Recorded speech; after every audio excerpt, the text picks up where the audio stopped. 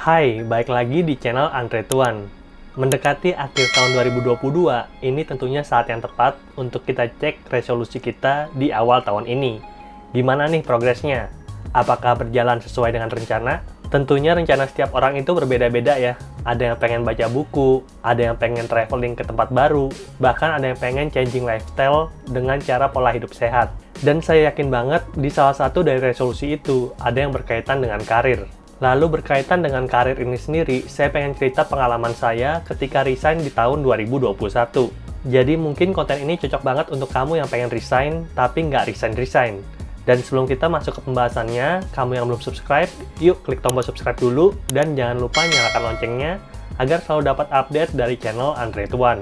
Jadi, salah satu resolusi saya di tahun 2018 adalah resign dari kantor lama. Walaupun pada kenyataannya, resolusi itu baru terlaksana pada tahun 2021, 3 tahun setelah saya buat resolusi. Dan itu nggak masalah, bisa aja kalian punya resolusi di tahun ini, tapi nggak terlaksana, dan kita lanjutkan di resolusi tahun depan. Nah, mungkin kamu juga sama. Di awal tahun ini, kamu ada bikin resolusi untuk resign dari kantor lama. Kamu udah capek, udah jenuh dengan suasana kantor tempat kerja sekarang, sehingga memutuskan untuk berhenti kerja dan mencari tempat kerja yang baru. Tapi udah hampir 1 tahun dan keadaanmu masih gitu-gitu aja. Masih kerja di tempat yang sama, masih ngerjain hal yang sama. Makanya di konten hari ini kita akan bahas kapan sih waktu yang tepat untuk resign dan bagaimana persiapannya. Pertama-tama kita bahas dulu kenapa seseorang itu bekerja, dan dari sini kita bisa tahu kenapa akhirnya seseorang itu memilih untuk resign. Dan bentuk jawaban dari pertanyaan ini itu ada banyak banget, tapi saya yakin semua orang yang bekerja itu pada intinya akan mencari nafkah, akan mencari uang untuk melanjutkan hidupnya, dan pada akhirnya bisa mencapai tujuan hidup masing-masing. Saya yakin kamu juga sepakat, karena ini adalah tujuan paling dasar seorang itu bekerja, kecuali dia sudah punya banyak uang dan kerja hanya untuk pengabdian. Tapi mayoritas orang pasti bekerja untuk mencari uang. Karena kan kita hidup itu butuh sandang, pangan, dan papan, dan semua itu membutuhkan uang agar kita bisa melanjutkan hidup. Namun di samping itu, bekerja juga dapat menjadi tempat kita untuk belajar dan mencari pengalaman. Dan pengalaman inilah yang dapat menjadi dasar untuk kita mendapatkan karir yang bagus di perusahaan tempat kita bekerja sekarang. Kan kita nggak pengen stuck di situ-situ aja, mengerjakan hal yang sama sepanjang tahun sampai dengan akhir hayat kita. Pasti kita ingin berkembang. Dan diharapkan skill kita bisa bertambah seiring dengan lamanya kita bekerja di suatu perusahaan. Dan skill serta pengalaman ini akan terakumulasi untuk akhirnya dapat menjadi bekal untuk minta kenaikan gaji ataupun promosi di kantor kita sekarang. Atau mungkin kalian bisa explore peluang-peluang lain di kantor luar sana.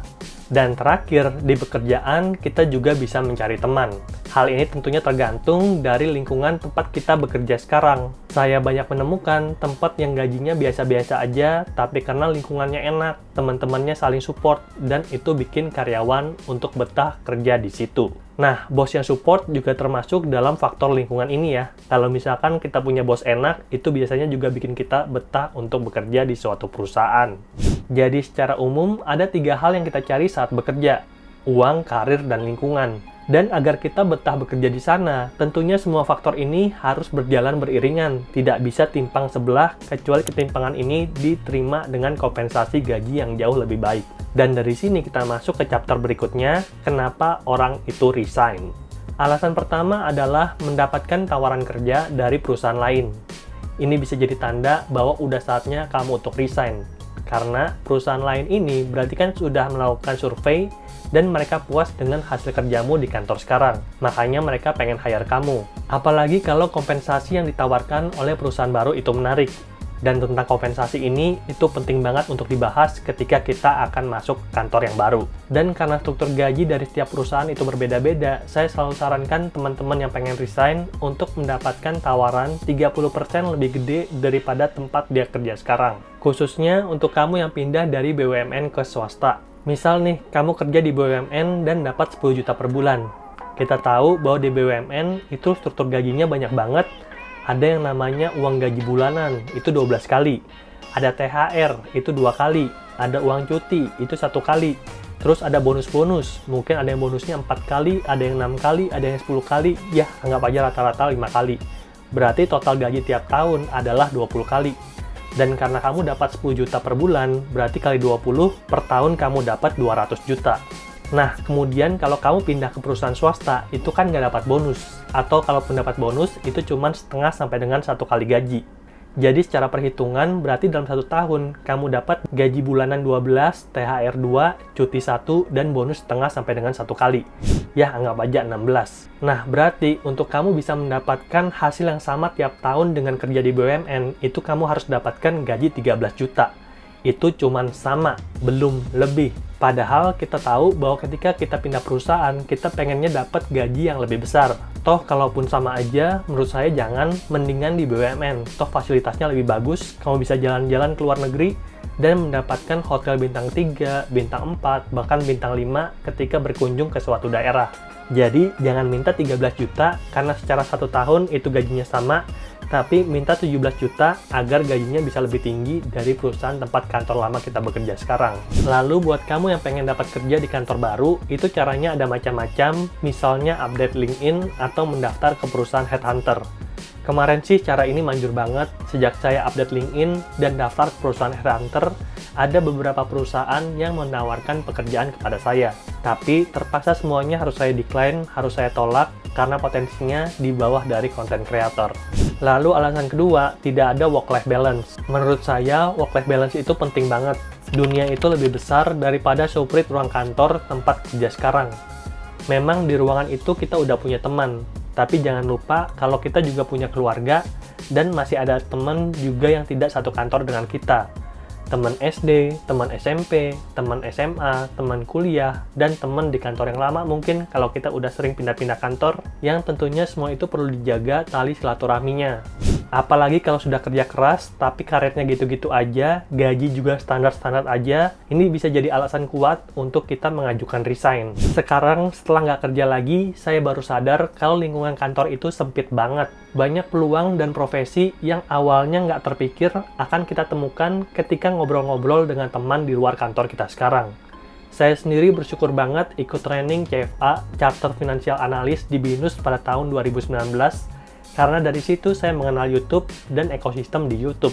Jadi ketika training itu, ada satu orang teman yang mengenalkan satu YouTuber asal Amerika Serikat yang bernama Stephen Graham. Intinya sih, dia mulai di tahun 2016, dan di tahun 2019 dia udah bisa menghasilkan miliaran per tahunnya. Gila nggak sih? Vice President di bank aja gajinya cuma 50 juta. Dan dikalikan bonus lain-lain, itu kan tadi 1 tahun bisa dapat 20 kali gaji, berarti 50 juta kali 20 juta sama dengan 1 miliar. Dan kalaupun lu harus jadi Vice President, berapa lama waktu yang lu perlukan untuk mencapai hal itu? Mungkin di umur 40 atau 45 atau mungkin 50 baru lu bisa capai tangga karir Vice President. Kebayangkan si effort apa? Di sisi lain, ada YouTuber yang baru berkarir 3 tahun dan udah dapat miliaran per tahunnya. Jam kerja juga bebas, jadi buat apa lagi kerja kantoran gitu kan? Lalu alasan ketiga kenapa orang resign adalah kualifikasinya terlalu tinggi untuk kantor tempat dia kerja sekarang. Ada kalanya kamu mungkin jadi karyawan kunci di kantor tempat kerjamu sekarang. Semua kamu yang kerjain, semua kamu yang disuruh. Tapi secara benefit sama aja dengan karyawan lain yang kerjanya lebih santai. Nah, mungkin kamu yang udah kerja kayak gini, yang jadi karyawan kunci di satu perusahaan, itu berharap bisa mendapatkan promosi dan mendapat kenaikan gaji. Tapi terkadang, harapan tidak sama dengan kenyataan. Nggak promosi dan nggak naik gaji juga. Nah, ini mungkin tanda bahwa kamu dan kantor kamu tempat kerja sekarang itu tidak sevisi dan ini saatnya kamu untuk cari tempat kerja yang baru. Jadi, itu adalah 3 waktu yang tepat untuk kita bisa resign. Pertama, dapat tawaran dari kantor lain. Kedua, tidak ada work-life balance di kantor lama. Dan yang ketiga, kita kualifikasinya ketinggian, jadi nggak cocok nih untuk kerja di kantor sekarang. Nah, kamu ada alasan lain nggak? Coba bantu komen. Selanjutnya kita bahas tentang persiapan untuk resign. Jadi sebelum kita mengajukan resign, kamu wajib banget untuk tahu mau kemana habis ini. Jangan hanya emosional, tapi juga perlu pertimbangan yang logik. Dan tujuannya itu bisa 2, kerja lagi atau mulai usaha sendiri. Dan kalau kamu putuskan untuk kerja lagi, berarti kamu harus cari perusahaan baru mulai dari sekarang karena pencarian perusahaan baru itu bisa makan waktu. Berbulan-bulan, kadang bertahun-tahun. Mungkin bagi beberapa orang dia bisa dapat kerjaan baru cepat, tapi di sisi lain ada juga orang yang cari kantor itu lama banget. Makanya kalau kamu pengen resign, mulai dari sekarang, survei nih kantor baru untuk tempat kamu berlabuh. Titip-titip CV ke teman, update LinkedIn, atau minta bantuan headhunter. Atau kalau kamu putuskan untuk mulai bisnis, kamu bisa nyambi. Walaupun itu capek banget karena harus berjalan di dua kaki. Jalan di tempat kerja sekarang dan jalan juga di bisnis. Tapi ini ada keuntungannya, amit-amit bisnis lu gagal, lu masih punya pekerjaan untuk dapat penghasilan. Dan saya nggak pernah saranin untuk kita resign sebelum menemukan tempat untuk berlabuh, tempat yang stabil, yang telah menghasilkan uang, agar ketika kita pindah dari tempat kerja lama ke tempat kerja baru, atau ke usaha baru, itu sudah ada penghasilan rutin yang bisa kita harapkan untuk menopang hidup. Jangan sampai kita resign dan malah jadi gelandangan. Bukannya meningkatkan taraf hidup, malah nyusahin orang. Oke, mungkin segitu dulu aja video pada hari ini. Semoga kamu suka dengan videonya. Next kita bahas apa nih? Komen ya. Sampai jumpa di video berikutnya. Bye!